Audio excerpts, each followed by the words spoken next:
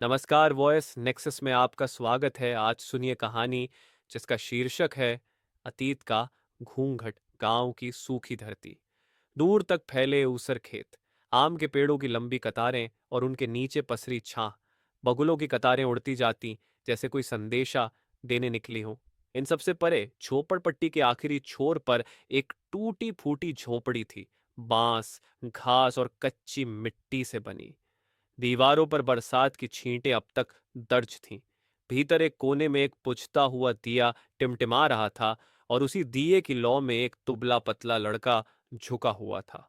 अर्जुन। आंखों में अनगिनत सपने और माथे पर मेहनत की सिलवटें।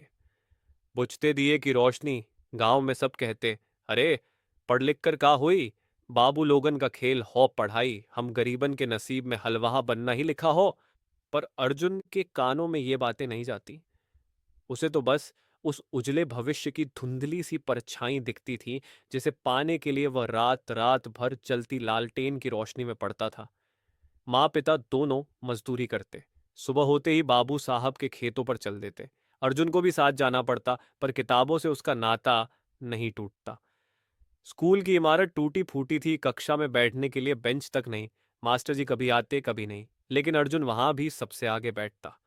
मास्टर जी, ये भौतिकी के नियम कैसे काम करते हैं? गांव में ये कौन पूछता? लोग हंसते, ई लौंडा न बावलाए गईल हो। पर अर्जुन के लिए पढ़ाई मजदूरी से ज्यादा जरूरी थी। किताबों की दुकान और पहला मोड़। गर्मी के दिनों में स्कूल से लौटते समय अर्जुन अक्सर गांव के बाहर लगने वाले बाजार से होकर गुजरता। वहां एक बूढ़ा दुकानदार था जिसकी टिन की दुकान पर किताबें भी बिकती थीं। अर्जुन रोज ठहर जाता, किताबों को देखता, पर खरीद नहीं सकता था। एक दिन दुकानदार ने टोका, बेटा रोज आते हो, किताब लेनी है? हाँ, लेकिन मेरे पास पैसे नहीं है। बूढ़े दुकानदार ने मुस्कुराकर कहा, पैसे से बड़ा चीज होती है मेहनत। रोज 1 घंटा यहाँ काम करोगे तो मैं तुम्हें पढ़ने के लिए किताबें दूंगा, बस। उसी दिन से अर्जुन का सपना उड़ान भरने लगा। सुबह खेतों में मजदूरी, दोपहर में स्कूल, शाम को किताबों की दुकान और रात में लालटेन की रोशनी में पढ़ाई। आशा की पहली किरण। गांव में एक दिन गणित प्रतियोगिता हुई। अर्जुन ने भाग लिया और पूरे जिले में पहला स्थान पाया। उसके नाम की चर्चा स्कूल से निकलकर ब्लॉक तक पहुंच गई। हेडमास्टर तक को यकीन नहीं हुआ।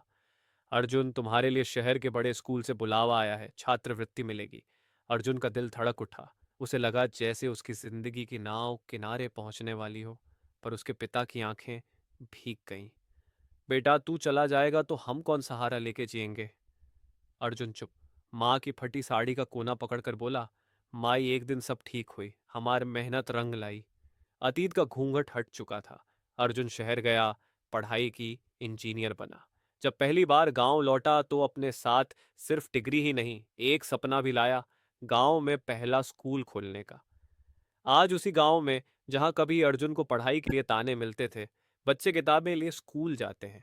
अब वहां गरीबी के अंधेरे में भी उजाले की किरण दिखती है, क्योंकि अर्जुन ने दिखा दिया था कि जहां साहस, जुनून और सच्चाई होती है, वहां रास्ते खुद ब खुद बन जाते हैं। अगर आपको कहानियां सुनना पसंद है तो चैनल को सब्सक्राइब, लाइक एवं कमेंट करें, अपना सुझाव दें। धन्यवाद।